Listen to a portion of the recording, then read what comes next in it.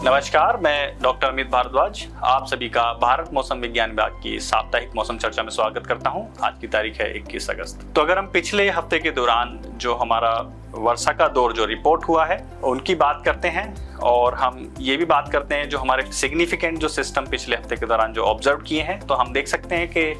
2 low pressure system हमारे observe किए हैं। पहला लो प्रेशर जो हमारा 13 से 17 अगस्त के दौरान ऑब्जर्व किया है, इस मंथ का पहला लो प्रेशर सिस्टम था। ये जो है फॉर्म हुआ है वेस्ट सेंट्रल और उसके सटे हुए north west bay of Bengal of north Andhra Pradesh and south Orissa coast पे 13 अगस्त को। उसके बाद ये वेस्ट नॉर्थ वेस्टवर्ड की दिशा में आगे बढ़ते हुए ये विदर्भा और उसके आसपास 17 तारीख को वहां पहुंचा और उसके बाद ये वहां पर लैंडमार्क हो गया 18 अगस्त। दूसरा जो लो प्रेशर सिस्टम है जो बना है 17 से 20 अगस्त के दौरान बना हुआ है, जो कि इंटेंसिफाई होके एक अवदाव यानी कि डिप्रेशन में बदला है 18 से 19 के दौरान। ये जो सिस्टम है ये वेस्ट सेंट्रल और उसके आसपास में जो हमारा north west bay of Bengal का एरिया है,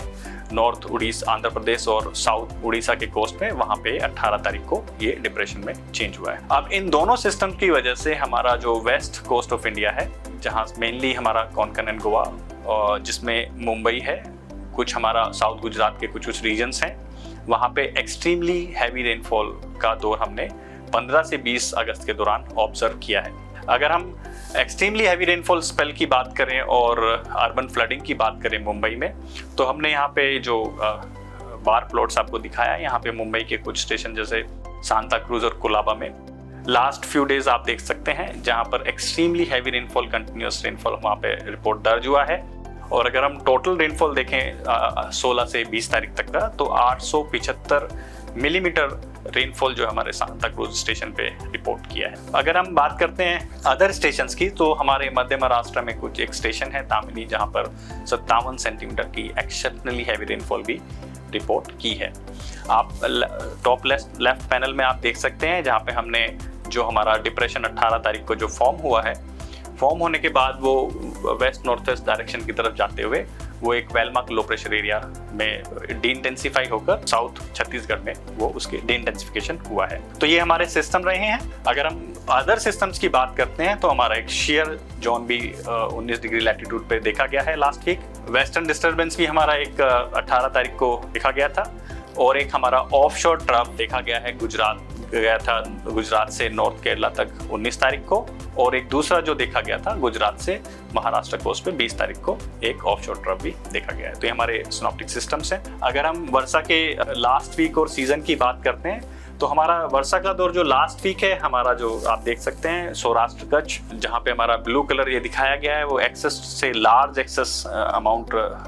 जो हमारा वर्षा है वो रिपोर्ट किया है इन जगह पर, एक्सेप्ट हमारा तमिलनाडु। और ग्रीन कलर हमारा नॉर्मल अमाउंट वहाँ पे रिपोर्ट किया है, और रेड कलर आप देख सकते हैं रेड टू येलो,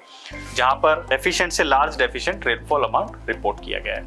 अगर हम उत्तराखंड, हिमाचल प्रदेश, पंजाब और जम्मू कश्मीर की बात करें, वहाँ पर हमें एक्सेस से लार्ज एक्सेस अमाउंट भी रिपोर्ट हुआ है। कंट्री एज ए होल अगर हम बात करते हैं, पिछला हफ्ता हमारा 22% हमारा रेनफॉल जो है एक्सेस वहाँ पे रहा है।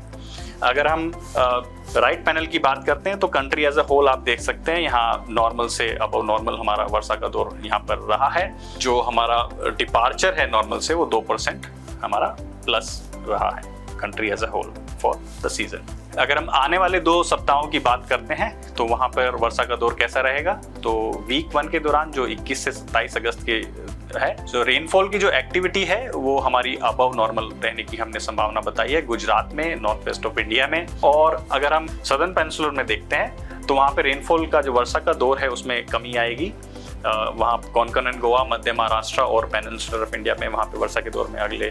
1 हफ्ते के दौरान में कमी आने की संभावना है। ईस्ट इंडिया की बात करते हैं, नॉर्थ ईस्ट और ईस्ट इंडिया में वहाँ पे एक नए लो प्रेशर एरिया जो बनने की संभावना है north west bay of Bengal में, और उसके आसपास से सटे हुए इलाके जो उत्तर उड़ीसा और गैंजेटिक वेस्ट बंगाल के हैं, वहाँ 25 तारीख को लो प्रेशर एरिया बनने की संभावना है, जिसकी वजह से एक वर्षा के नए दौर जो है वहाँ पे हमारा ईस्टर्न इंडिया और उसके आसपास के सटे इलाकों में 24 तारीख तक एक नई वर्षा के दौर की संभावना हमने वहाँ पर बताई। अगर हम वीक 2 की बात करते हैं, वीक 2 के दौरान हमारा जो रेनफॉल एक्टिविटी है वो अबव नॉर्मल रहने की संभावना है हमारे most part of north west of India, central India और नॉर्मल से अबव नॉर्मल रहने की संभावना है हमारे east India, north east India, और बिलो नॉर्मल रहने की संभावना है हमारे बहुत सारे इलाके जो हमारे सदर्न पेनिनसुला ऑफ इंडिया के हैं वहाँ पर वीक 2 के दौरान। बाकी हम अगर साइक्लोजेनेसिस की बात करते हैं तो वीक 1 के दौरान एक लो पॉसिबिलिटी है कि जो हमारा लो प्रेशर एरिया जो हमारा 25 अगस्त को जो फॉर्म होगा वो एक इंटेंसिफिकेशन गेन करके एक अवदाब के क्षेत्र यानी कि डिप्रेशन में बनने की उसकी संभावना हमने वहाँ पर बताई है। जो डिप्रेशन है वो हमारा नॉर्थ उड़ीसा और उसके सटे हुए north west bay of Bengal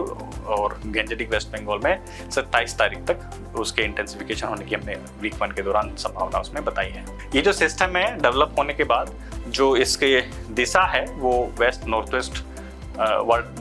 की तरफ बढ़ते हुए ये हमारा झारखंड, नॉर्थ छत्तीसगढ़ और ईस्ट मध्य प्रदेश को सब्सिक्वेंट 2 डेज में ये कवर करने की इसकी संभावना है। अगर हम वीक 2 की बात करते हैं, वीक 2 में एक साइक्लोनिक सर्कुलेशन फॉर्म होने की संभावना है हमारे north west bay of Bengal और उड़ीसा